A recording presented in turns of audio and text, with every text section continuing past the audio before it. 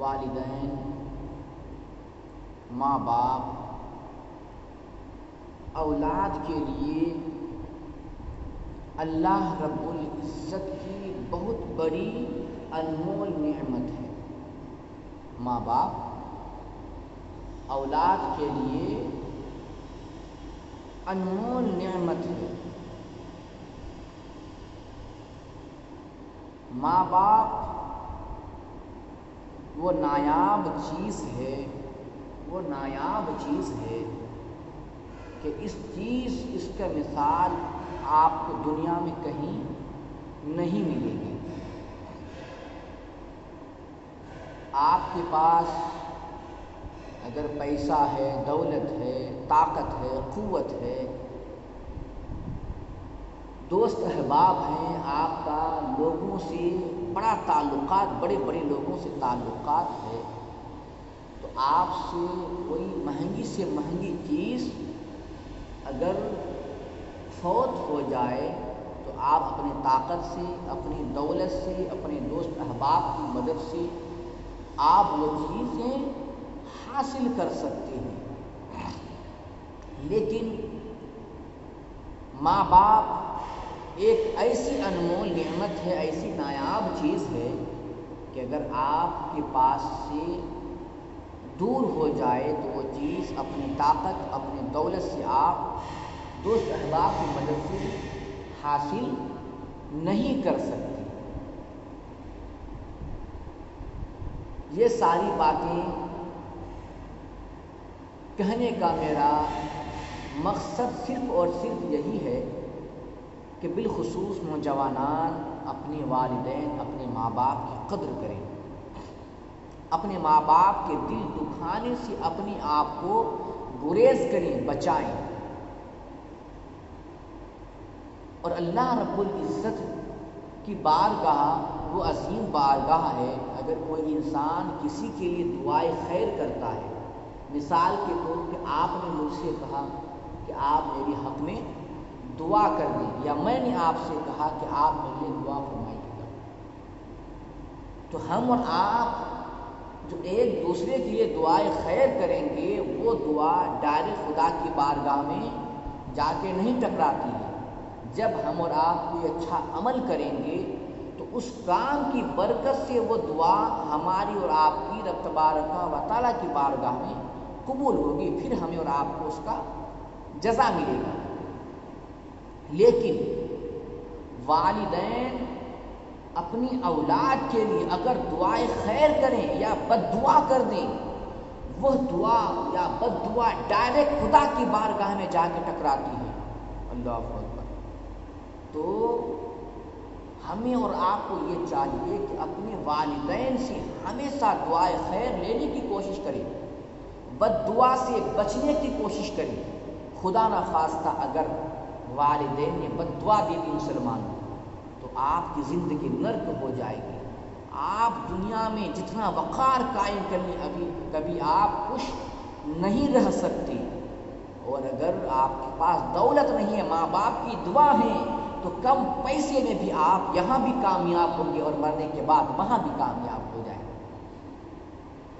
آپ دیکھیں کہ میں آپ کو بتاتا چلوں، ایک روایت کے اندر آتا ہے اللہ کے پیغمبر یعنی والدین کی دعا کتنی رنگ لاتی ہے، انسان کو کتنا بڑے اونچے مقام تک پہنچاتی ہے ماں باپ کی دعا۔ دیکھیں کہ اللہ کے پیغمبر حضرت موسیٰ کلیم اللہ ہیں۔ یہ موسیٰ کلیم اللہ کون ہے؟ یہ اللہ کے پیغمبر جلیل القدر نبی ہے۔ اللہ نے آپ کو کلیمیت کا شرف عطا فرمایا۔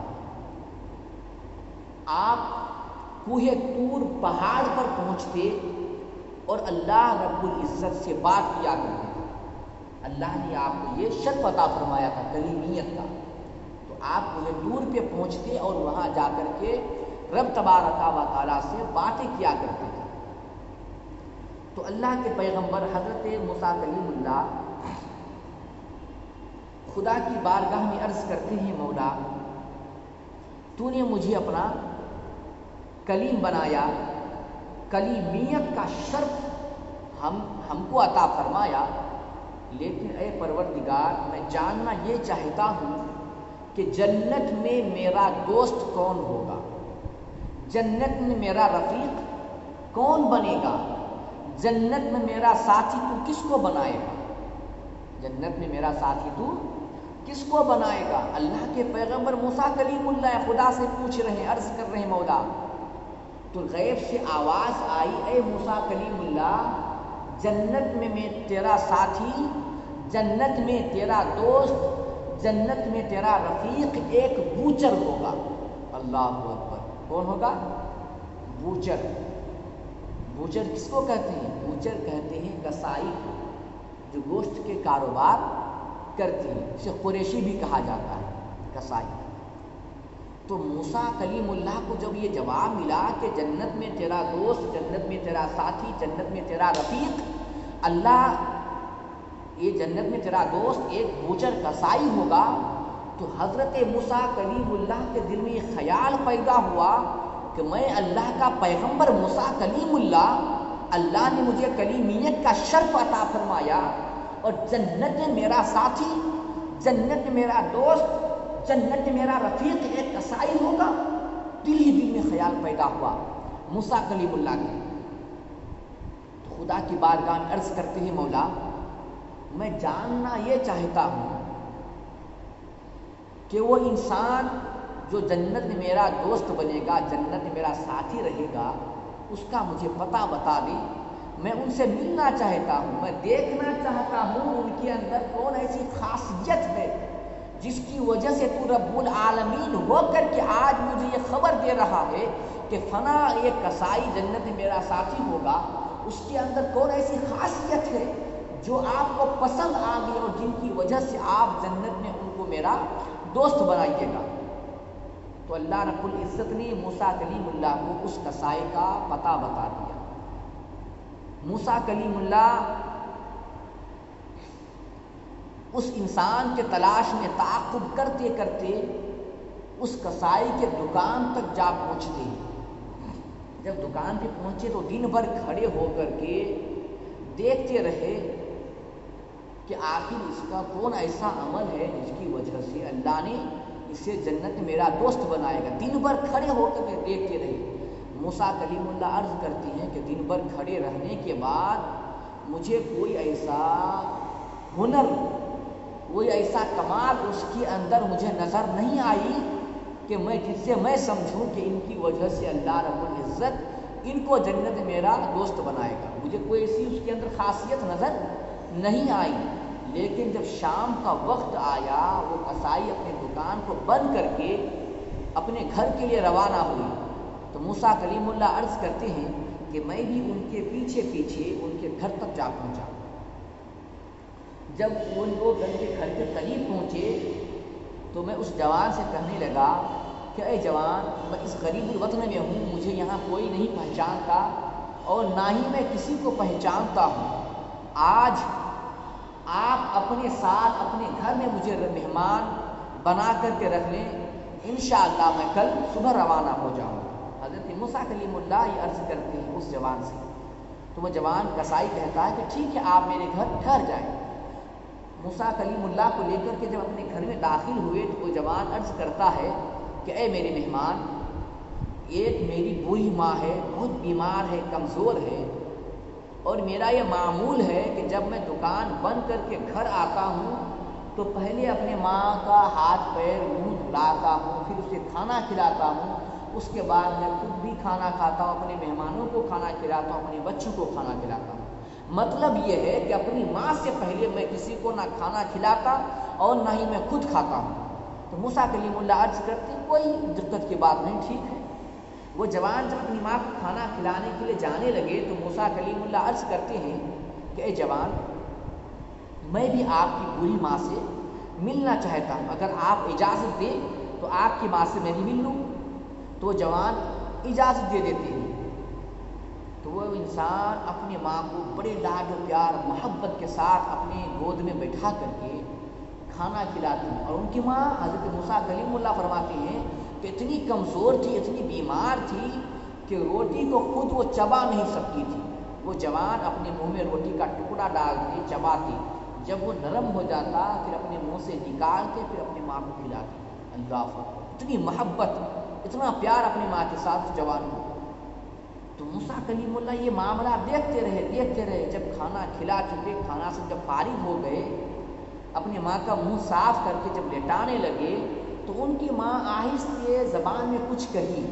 تو موسیٰ کلیم اللہ عرض کرتے ہیں کہ ان کی ماں نے کچھ کہی، میں نے یہ دیکھا لیکن میں سن نہیں پایا، سمجھ نہیں پایا کیا کہی اپنے بیٹے سے.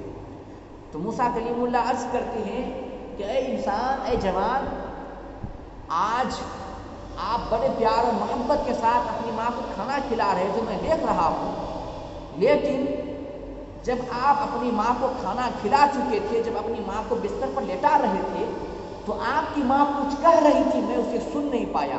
آپ کی ماں کیا کہہ رہی تھی؟ تو جوان عرض کرتا ہے اے انسان، میں تو آپ کو نہیں پہچانتا، میں آپ کو نہیں پہچانتا، آپ ہے کون؟ آپ مہمان بننے کی آج اجازت طلب کی تو میں نے آپ کو مہمان بنا لیا، اپنے گھر میں رکھ لیا، لیکن میں آپ کو نہیں پہچانتا. اے جوان، میری ماں یہ کہہ رہی ہے کہ میں ایک کسائی ہوں، لیکن میری ماں ہمیشہ ہی میرے لیے دعا کرتی ہے کہ اے پروردگار، میرے بیٹے کو جنت میں حضرت موسیٰ کلیم اللہ کا دوست بنانا. سبحان اللہ، کیا کرے وہ جوان کہ میری ماں یہ کہہ رہی تھی، جب میں اپنے ماں کو لٹا رہا تھا تو میری ماں یہ کہہ رہی تھی اور یہی ہمیشہ کہتی ہے، دعا کرتی ہے میرے لیے کہ اے پروردگار، میرے بیٹے کو جنت میں حضرت موسیٰ کلیم اللہ کا دوست بنانا، میرے بیٹے کو حضرت موسیٰ کلیم اللہ کے ساتھ جنت میں رکھنا. اے انسان، میں آپ کو تو نہیں پہچانتا، میں ایک کسائی ہوں اور اللہ کے پیغمبر حضرت موسیٰ کلیم اللہ ہیں. میری ماں یہ دعا کرتی رہتی ہے، یہ کیسے ممکن ہو سکتا ہے؟ یہ کیسے ممکن ہو سکتا ہے؟